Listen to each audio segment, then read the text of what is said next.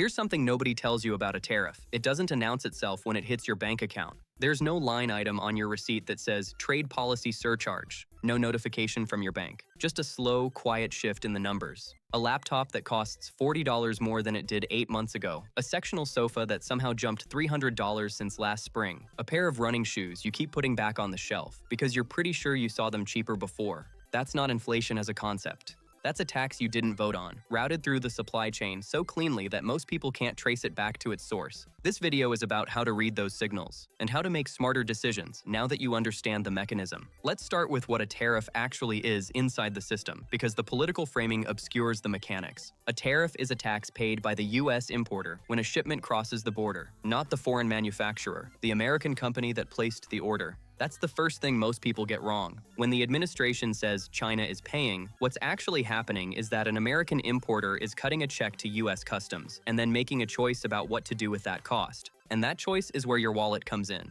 The importer has 3 levers. They can absorb the cost and eat the margin. They can renegotiate with their supplier and try to split it, or they can pass it downstream to you. In practice, they usually do all 3, just in different proportions depending on how competitive their market is and how desperately you need what they're selling. Economists call this pass-through. The question isn't whether tariffs raise prices. Federal Reserve researchers confirmed that the 2025 tariffs produced a statistically significant increase in consumer goods prices.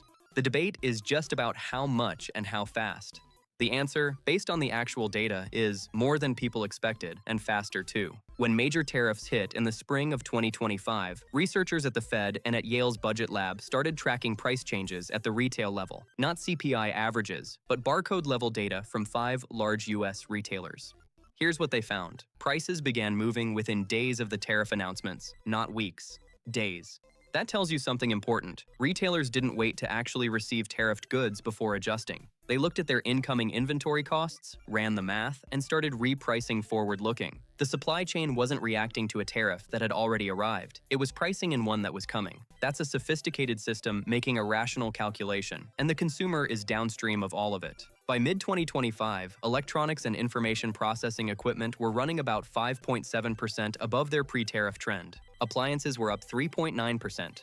Furniture, 3.1%. Recreational goods, 3%. These aren't catastrophic numbers in isolation, but they compound. And they're not uniform, which is actually the more interesting story. The Yale Budget Lab estimated that goods imported from China saw roughly 30% tariff pass-through to consumers between April and December of 2025. By the end of the year, Chinese origin goods were running 8.5% higher year over year than before the tariffs hit. That's not a rounding error. That's a meaningful shift in the purchasing power of your paycheck when it comes to a specific, and enormous, category of everyday goods. There's a counterintuitive layer to this that most coverage misses. Tariffs don't just raise prices on imported goods, they raise prices on competing domestic goods too. Think about it like this. If you're a US furniture manufacturer and your Chinese competitor just got hit with a 25% tariff, you don't have to keep your prices where they were to win sales anymore. You just have to stay below the new elevated import price. So domestic producers quietly lift their own prices, not to gouging levels, but enough to capture the margin the tariff just opened up. The competition buffer that kept domestic prices down partially disappears.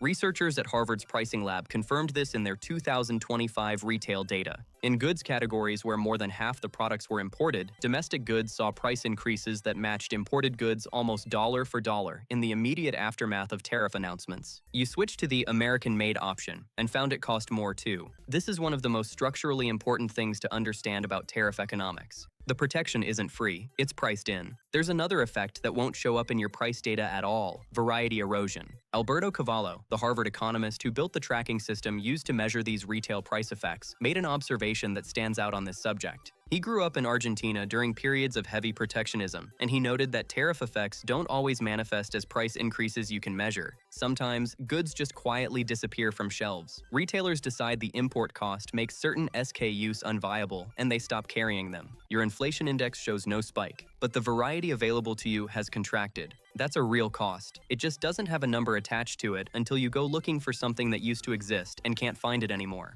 So, where does this leave you, as someone trying to actually navigate this environment? The first thing to calibrate is which categories of your spending are most exposed. Electronics, appliances, furniture, apparel, and footwear are the highest exposure areas right now. Goods with high import content from China or Southeast Asia carry the most direct tariff risk. Services, haircuts, restaurant meals, rent, healthcare are largely insulated, at least for now. This creates an asymmetric spending environment. The goods half of your budget has become more expensive in ways that are real but gradual. The services half hasn't moved the same way. If you're making purchasing decisions on big-ticket items, a new laptop, a washer-dryer set, bedroom furniture, the honest analysis is that you're probably past the window where waiting would have helped you.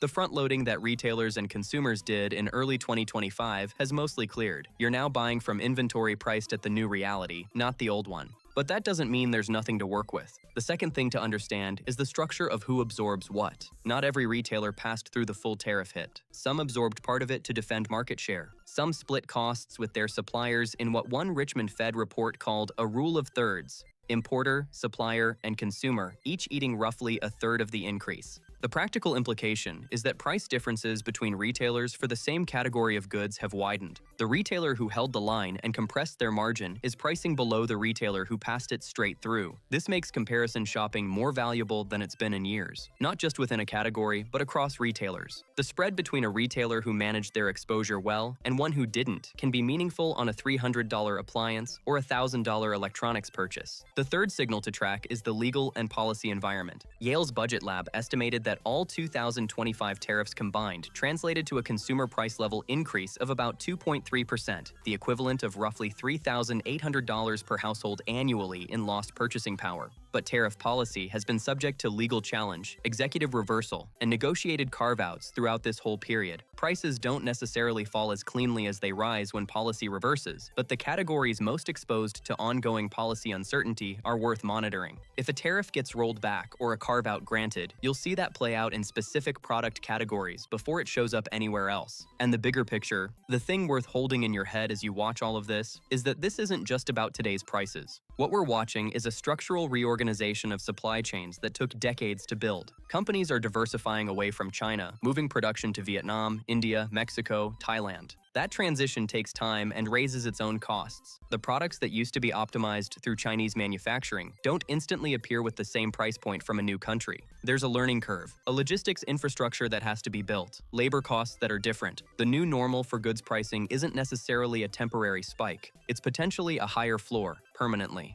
The economist who studies this probably doesn't change how you buy a couch. But understanding why the floor moved is different from not knowing the floor moved at all. You're not responding to randomness. You're reading a system that's reorganizing itself, and your purchasing decisions are downstream of that reorganization. If this kind of breakdown is what you come here for, systems pulled apart and explained at the mechanism level, not the headline level, then subscribe to 8-Bit Economics. Every week, we strip complex financial systems down to their core mechanics so you can actually understand what's happening and why. No predictions, no hype, just the underlying code. If this video changed how you're thinking about something you thought you already understood, hit like. That signal matters more than you'd think. And drop your take in the comments. Are you already seeing this in specific categories? Adjusting how you're buying anything? I'd genuinely like to know. Subscribe now, because by the time everyone sees it coming, the smart play is already over. Here's what I'd leave you with. The tariff story isn't finished. The legal landscape is still shifting. Retaliatory measures from trading partners are still rippling through export sectors. Supply chains are still mid-reorganization. The price effects you're seeing now represent the first wave of pass-through, not the total accounting. What you know now that most people don't is that this isn't noise, it's signal. Every price increase in a durable good category has a traceable architecture behind it. Every domestic alternative that also got more expensive is a predictable consequence of how competition functions when the import floor rises. The system isn't broken, it's just running a different set of rules than it was 2 years ago.